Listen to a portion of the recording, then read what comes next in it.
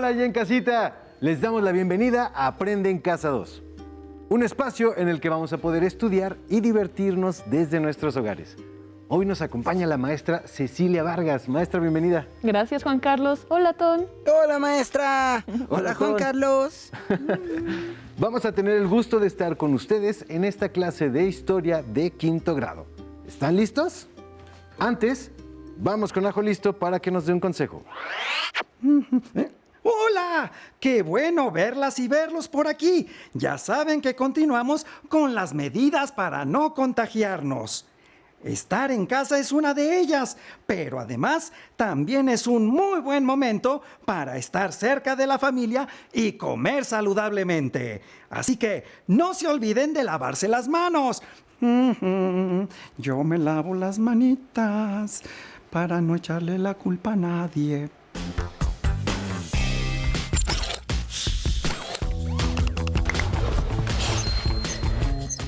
¡Atención! ¡Atención! A continuación, información importante. Lavarnos las manos varias veces al día es importante para prevenir cualquier enfermedad. Sigue estos pasos para hacerlo correctamente. Moja tus manos. Usa suficiente jabón. Frota tus palmas una con la otra. Ahora, frota la palma de una de tus manos contra el dorso de la otra, entrelazando los dedos. Repite lo mismo con la otra mano. Frota los dedos. Ahora haz como que rasguñas la palma de tus manos para lavar tus uñas. Enjuaga tus manos con agua.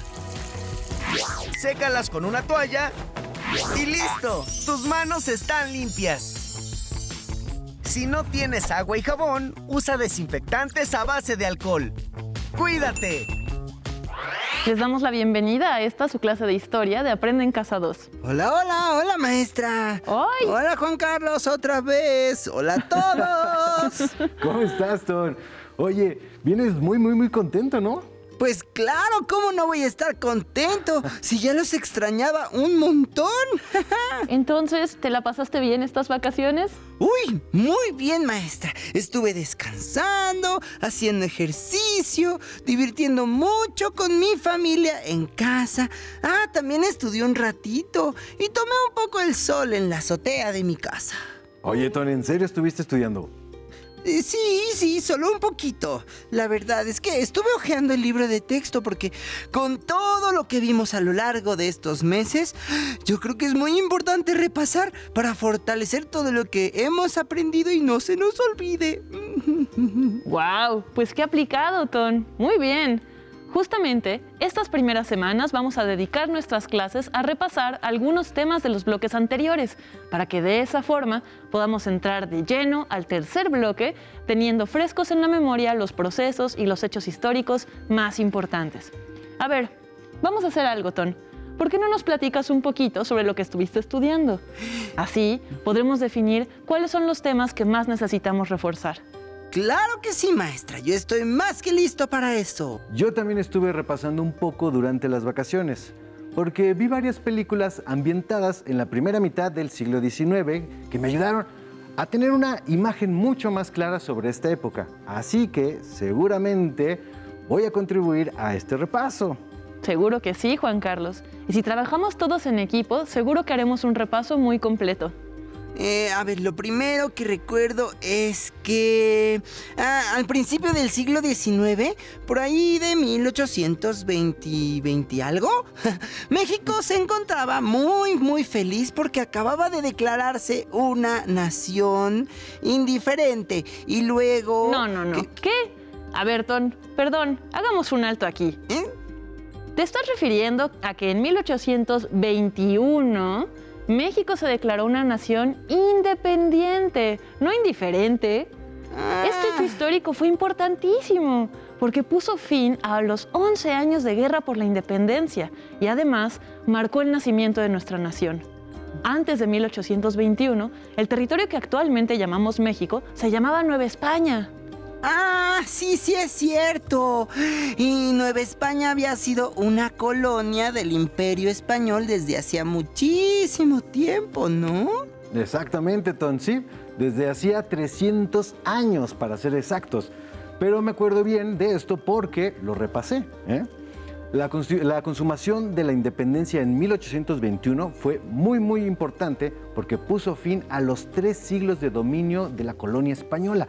Y a partir de entonces, la Nueva España se convertía en México, una nación completamente nueva que en las décadas siguientes tendría que encontrar una forma de organización estable. Sí, sí es verdad. Y encontrarla fue muy difícil para México, porque no tenía dinero suficiente y porque entre los políticos nadie se ponía de acuerdo, ¿no? Ujú. Y también por todas las guerras y las invasiones extranjeras, ¿no? Muy bien, a grandes rasgos los dos están en lo correcto. Como vimos a lo largo de nuestras clases, para México, las primeras décadas de vida independiente estuvieron marcadas por la inestabilidad política, por las crisis económicas y por las pérdidas de territorio. Fue una época difícil, los primeros tropiezos de un país recién nacido que para consolidarse necesitaba crear instituciones totalmente nuevas y obtener el reconocimiento de otras naciones. Maestra, consolidarse significa algo así como que algo se haga sólido. Así es, Ton. Consolidar significa darle solidez y firmeza a algo, o sea, hacer que se vuelva estable y definitivo. Oh, ya estoy entendiendo. Eso tiene mucho sentido, maestra.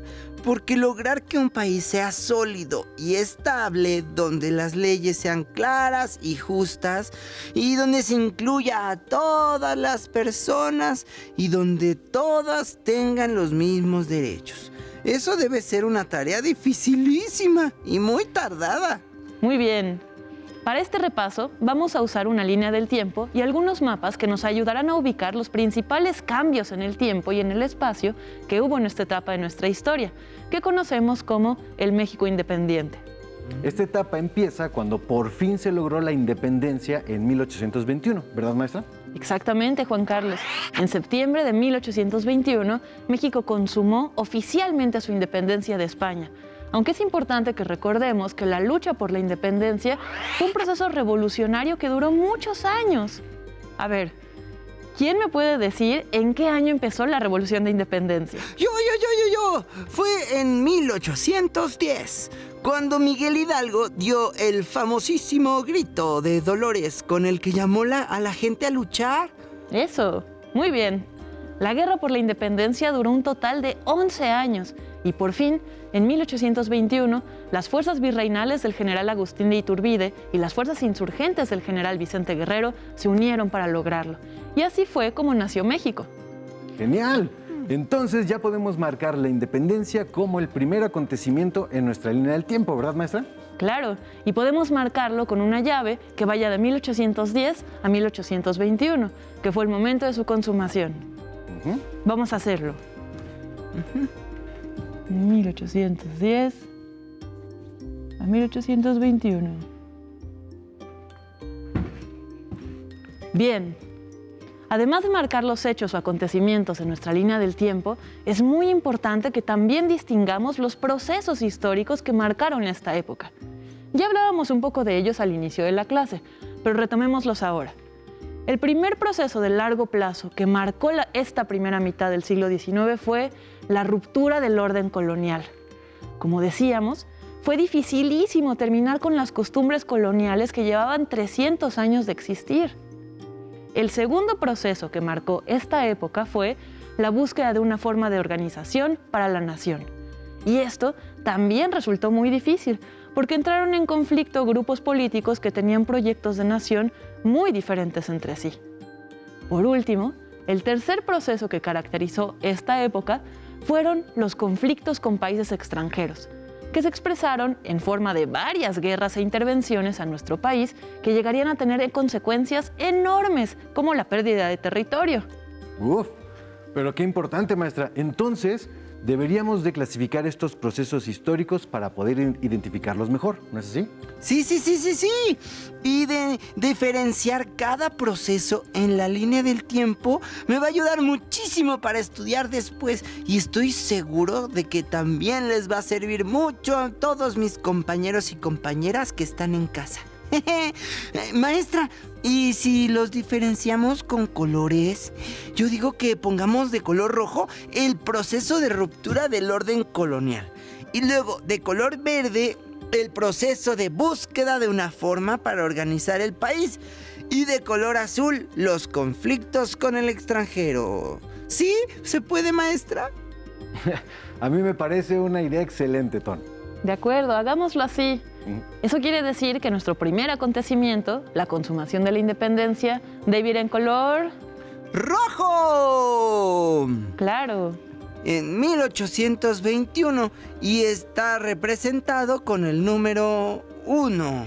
Ay, pero maestra, esta línea del tiempo no tiene ese año por ningún lado. ¿Y ahora qué hacemos? No te preocupes, Ton, no hay ningún problema. Lo que pasa es que esta línea del tiempo está dividida en lustros, o sea, en intervalos de 5 años. Así que para marcar cada acontecimiento, basta con que identifiquemos el lustro en el que se ubica y que pongamos el acontecimiento en el punto en el que la línea donde aproximadamente se podría encontrar este año. Exacto. Así que vamos a acomodar nuestro primer acontecimiento aproximadamente desde 1810 a 1821. Pues una vez que México se declaró independiente de España, lo que seguía era definir una forma de gobierno. ¿Se acuerdan cuál fue y quién fue el primer gobernante del México independiente? Sí.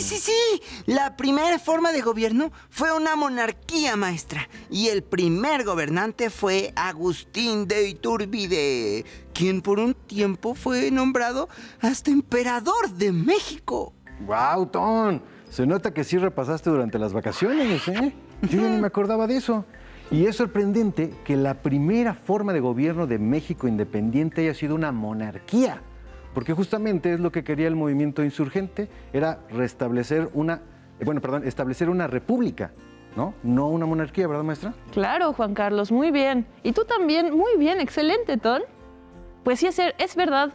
Aunque uno de los objetivos principales de la Revolución de Independencia había sido establecer un gobierno republicano, donde el pueblo eligiera a sus representantes y donde el poder político estuviera dividido en ejecutivo, legislativo y judicial, lo que pasó al principio fue que se estableció una monarquía.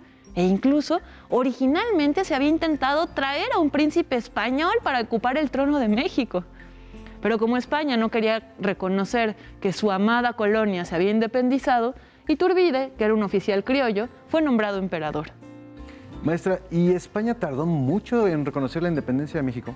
Sí, se tardó más de 15 años. España reconoció que México era una nación soberana e independiente hasta diciembre de 1836. Uy, y vaya que le costó trabajo reconocerlo, ¿no, maestra?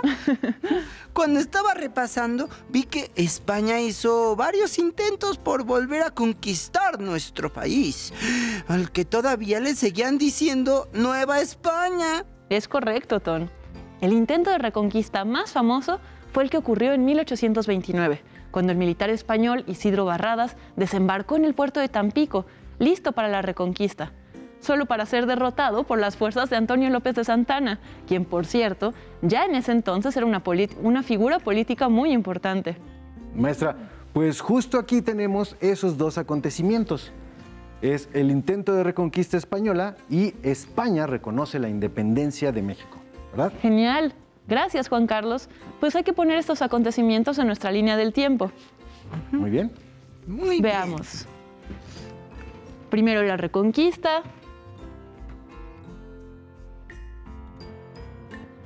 Y el segundo, la independencia de México. ¡Hecho! Los tenemos. Listo. Mientras me voy a quitar estos lentes para ver mejor. Muy bien. Muy Excelente. bien, Ton. Se te veían bien los lentes, ¿eh? Ay, Está bien. muchas gracias. No, de nada. Luego me los prestas. A ver si me quedan. Muy bien. Estamos listos. Y entonces, Ya marcamos los dos. El primero en 1829, solo un poquito antes del marcador de 1830. Muy bien. Y el segundo en 1836, solo un poquito después del marcador del 35. Muy bien. Ahora, decíamos que la intención original de la lucha por la independencia era establecer una república. Pero si lo primero que se hizo fue establecer una monarquía, entonces, ¿hasta cuándo fue que México tuvo un gobierno republicano? Yo sé. Fue en 1824. Sí, y fue muy importante que se declarara la República como forma de gobierno porque eso significaba que todas las personas eran consideradas iguales ante la ley y que podían elegir a sus gobernantes. ¿Verdad que sí, maestra? Sí, Ton, muy bien. Establecer un gobierno republicano fue un cambio político importantísimo de este periodo. Pero debemos recordar que no todos querían el mismo tipo de república, pues había quienes querían una república federalista y otros que querían una república centralista. Yo me acuerdo muy bien de esto. Los federalistas querían que cada estado pudiera gobernarse por sí mismo. Y los centralistas querían que un solo poder supremo gobernara a todos los estados desde la capital. Y me acuerdo que vimos cómo los partidarios del federalismo y los del centralismo estuvieron peleándose por el control del país durante todos estos años, ¿verdad, maestra? Sí, exacto. Como muy bien dijo Juan Carlos, la diferencia fundamental entre federalistas y centralistas estaba en la forma de administrar la república. Al federalismo le daba más poder a los estados, que eran libres de tener sus propias legislaturas y sus habitantes además tenían el derecho de elegir a sus gobernadores.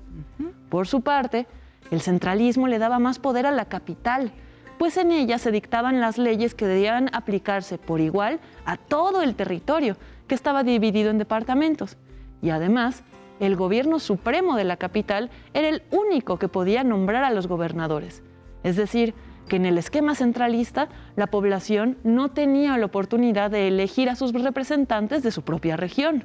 Como dijo Ton, fue en el año de 1824 cuando México se estableció oficialmente como una república, y no cualquier república, sino una república federal, tal y como se definió en la Constitución Federalista de 1824.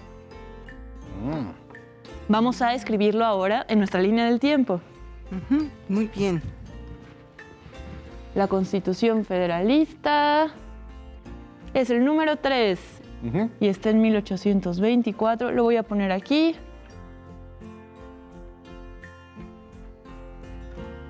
Ok.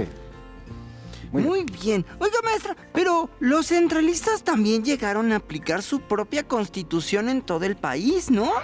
Es que ya no me acuerdo bien en qué año pasó eso, pero recuerdo que fue muy problemático porque a muchos estados de la República no les pareció bien que con el centralismo les quitaran la capacidad de gobernarse a sí mismos, ni que les impusieran gobernadores a la fuerza. Yo también recuerdo muy bien eso. Incluso vimos que varios estados se rebelaron contra el gobierno central, que pues, algunos hasta querían volverse países independientes, ¿no? Como Yucatán o Texas. Que bueno, este último sí logró independizarse durante algunos años, hasta que se lo anexó Estados Unidos. Muy bien, pues los dos están en lo correcto. Los centralistas tomaron el control del país en 1835 y al año siguiente decretaron su constitución, conocida como las 7 leyes. Y sí, la adopción del centralismo fue la gota que derramó el vaso para los tejanos, la mayoría de los cuales eran en realidad colonos norteamericanos que a lo largo de los años se habían ido estableciendo en Texas con un estilo de vida que tenía muy poco que ver con las costumbres de los mexicanos. Texas fue una república independiente durante 10 años y por todo ese tiempo el gobierno mexicano la siguió considerando una provincia rebelde, hasta que en 1846 Estados Unidos, que desde el principio de todo el conflicto había apoyado a los separatistas, terminó por anexarse Texas a su territorio. Ahora, marquemos estos dos acontecimientos en nuestra línea del tiempo. Y como ambos sucedieron en el año de 1836, debemos colocarlos a la misma altura. Noten que el decreto de las 7 leyes centralistas, o sea, la Constitución de 1836, es de color verde, porque es una expresión del proceso de búsqueda de una forma de organizar el gobierno y está marcado con el número 5. Así que vamos a poner el número 5 en nuestra línea del tiempo en el año 1836. Muy bien. Muy bien. 36 estaría por aquí. Sí. Y pondremos el número 5. Y pondremos también el número 6. Muy bien. La pérdida de Texas, por su parte, es de color azul, porque se trató de un conflicto con el extranjero, y en este caso Estados Unidos, y está marcado con el número 6, así que lo pusimos ahí en ese mismo año. ¡Guau, maestra! Ya no me acordaba que Estados Unidos había apoyado la independencia de Texas para después poder anexarla a su territorio. Uy, seguramente esto indignó muchísimo al gobierno mexicano. Claro, Ton. Acuérdate que eso incluso fue una causa de la guerra contra Estados Unidos que estalló después en 1840. Ay, perdón, maestra, ya no me acuerdo en qué año fue cuando estalló la guerra de Estados Unidos contra México. No te preocupes, Juan Carlos, fue en 1846 que estalló la guerra y efectivamente una de sus causas fue la anexión de Texas, que como dijo Ton, al gobierno mexicano le resultó un gesto completamente indignante de parte del gobierno estadounidense. Quizás esta guerra fue el evento más traumático de la historia de México de independiente. Primero, porque hizo más evidentes que nunca las debilidades y las carencias de nuestro país, como por ejemplo la falta de unidad entre los estados y entre la clase política, la falta de un ejército que estuviera debidamente preparado y también la falta de recursos económicos para salir adelante. Pero bueno, más allá de esto, hubo otra razón por la que esta guerra ocasionó una de las peores crisis políticas de nuestra historia. ¿Saben la respuesta? Pues porque perdimos más de la mitad del territorio. Exacto, Ton. Después de 2 años de combate, Estados Unidos derrotó a México y como consecuencia, Estados Unidos se anexionó los territorios mexicanos de la Alta California, Nuevo México, Arizona, Nevada, Utah, Colorado y parte de Wyoming, además del territorio de Texas que ya se había anexado a Estados Unidos. En pantalla podemos ver estas pérdidas territoriales en un mapa. Noten cuánto territorio fue el que se perdió. Texas es lo que está en amarillo y el resto es lo que está en rojo. ¡Wow! ¡Qué impresionante, maestra! Fue muchísimo territorio lo que perdimos, pero también fueron muchísimos los recursos los que se perdieron. O sea, pienso, por ejemplo, en todo el oro que se encontró después en California y cómo México no se quedó ni con las migajas. Uy, qué triste. Si yo hubiera sido un mexicano de esa época, me habría dado muchísimo coraje. Uy, no, ¿para qué les cuento? Pero es obvio que después de una pérdida así, pues el país hubiera entrado en una crisis. Y no solo política, porque en clase vimos con la maestra Cecilia que la guerra también afectó muchísimo la economía. Así es, Ton. Las continuas guerras eran un factor que impedía que nuestro país se pudiera recuperar económicamente y esto afectó muchísimo su desarrollo. Bien, pues esto ha sido todo por hoy. Les dejamos un reto a ustedes, alumnos y alumnas que nos ven desde casa. Completen ustedes mismos esta línea del tiempo. Hagan una de elaboración propia que esté dividida en lustros y terminen de marcar los últimos acontecimientos que se quedaron en nuestra lista. Estos son el número 7, 8, 9 y 10. La guerra de los pasteles, la guerra contra Estados Unidos, la dictadura de Santana y la revolución de Ayutla. Los invito a que lo intenten. Nos vemos. Gracias por estar con nosotros. Perfecto. Muchísimas gracias, maestra Cecilia. Gracias, Ton. Gracias. Hemos terminado con repaso la primera mitad del siglo XIX, parte 1. Espero que lo hayan disfrutado tanto como nosotros.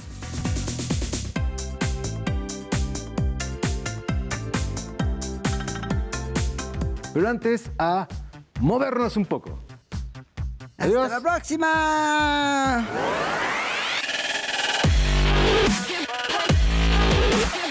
Recuerda, entre clase y clase, activa tu cuerpo. Ok, Yair, ahora lo que vamos a hacer es, nos vamos a poner en 6 puntos, te explico cuáles 6 puntos, y vamos a elevar nuestra mano, nuestras manos alternando, 10 veces cada una, y descansamos, ¿ok? Vamos a hacer la demostración. Nos ponemos en 6 puntos. Ok, y vamos a levantar nuestra mano derecha, izquierda, derecha, ok, derecha, izquierda,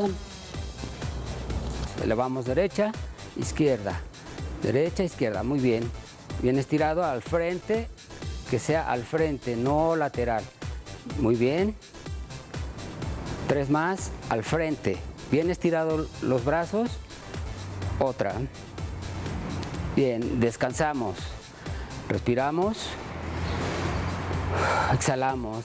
Respiramos. Exhalamos. Nos volvemos a poner en posición de 6 puntos y elevamos los brazos. Extensión de brazo. Bien. Derecha, izquierda. Bien estirado al frente. Procura que siempre tus brazos vayan al frente. A continuación vamos a hacer una plancha lateral. ¿Qué es una plancha lateral? Nos vamos a acostar de forma lateral, ¿sí? De tal manera, Jair, vamos a hacerlo. Y vamos a apoyarnos con nuestro brazo y extendemos totalmente.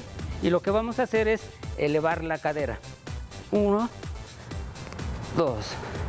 ¿Sí? Tu mano que esté aquí en tu pierna, Jair. Ok. De lado. Estira totalmente. Estirado. Estirado totalmente. Eso. Así. Estira. Ahí. 2. 1. 2. 3. Respiramos. Descansamos y cambiamos de posición. Cambiamos de mano. Apoyamos la mano derecha. Estiramos totalmente el cuerpo. Bien estirado. Ponemos bien la posición. Y ejecutamos 3 veces.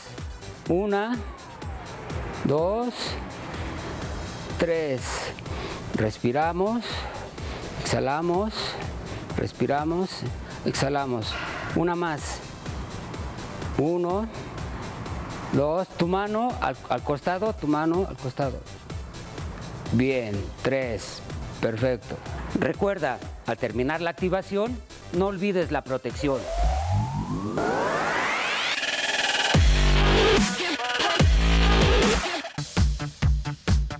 Si necesitas ayuda para responder tus dudas, contáctanos.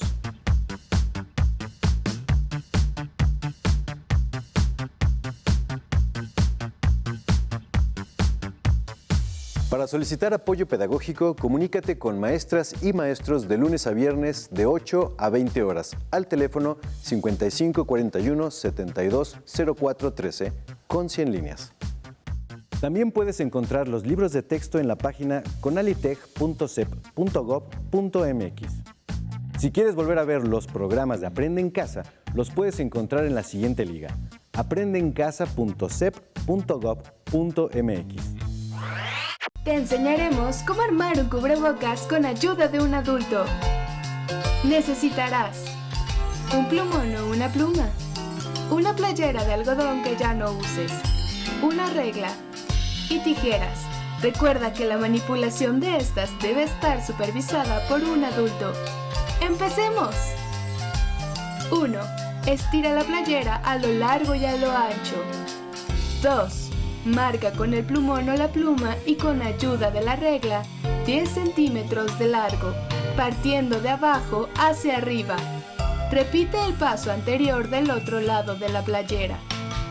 3. Traza la línea horizontal entre los 2 puntos. 4. Con ayuda de un adulto, corta sobre la línea horizontal que marcaste. Asegúrate de cortar por fuera de la playera.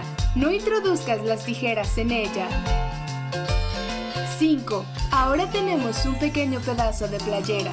Estira a lo ancho y con ayuda de la regla, mide y marca con el plumón o la pluma de 15 a 18 centímetros de largo de un lado, dejando un margen de 2 centímetros de alto arriba y abajo. 6. Nuevamente pide ayuda a un adulto para recortar las líneas marcadas. ¡Listo! Ya tienes un cubrebocas con 2 pares de cuerdas. Para colocártelo, deberás amarrar las cuerdas sobre tu cabeza y alrededor de tu cuello. ¡Atención! ¡Atención! A continuación, información importante. A este número puedes llamar cuando tú o alguien cerca de ti tenga una emergencia.